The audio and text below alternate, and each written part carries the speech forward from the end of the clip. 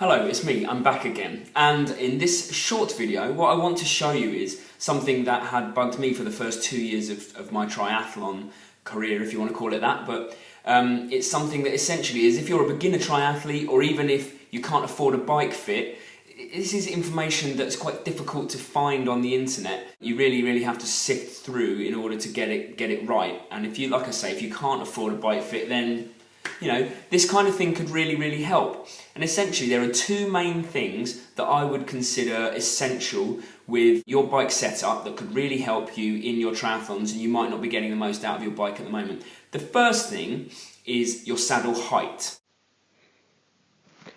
So what you want is a saddle position that allows you to utilise maximum downward force on your pedalling without overextending at the knee, as this could lead to injury. But at the same time, you don't want the saddle to be too low, as this can also cause overuse injuries, and not to mention the fact that you won't get the most in terms of your downward force from each of the pedal strokes.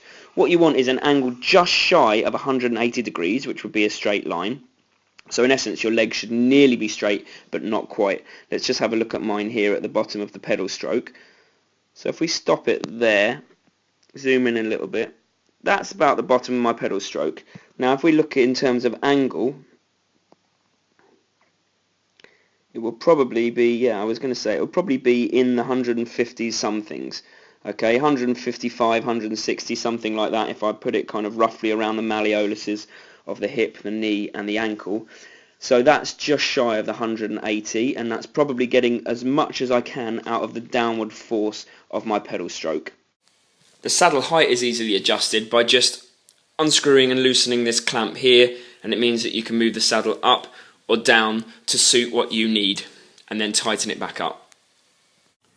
And the second thing is how far forwards or backwards your saddle is, because obviously that dictates how much downward force you're going to be putting into each pedal stroke as well, and it can prevent injury.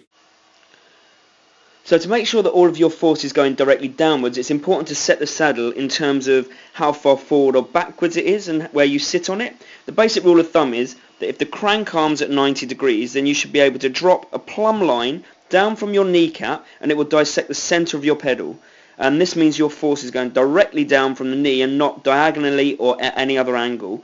And it's basically gaining the most from each pedal stroke. As you can see here from my pedal stroke, it's round about 90 degrees. I haven't got it quite right because I wasn't doing it with a mirror, which is what I would usually do it with. But as I've dropped the plumb line down, you can see quite clearly that it dissects the centre of the pedal there. Let's just circle that. Just there, right through the centre. Bang, like that. Okay. So, in order to move this saddle forwards and backwards, what you have to do is you can see here there's a little screw there that you need to get your Allen key to. So that's just underneath the saddle, and it clamps the saddle in place here. And if you just loosen this, you can move the saddle forwards and backwards, and then you can get the best position where your knee is directly over the pedal and you can push down.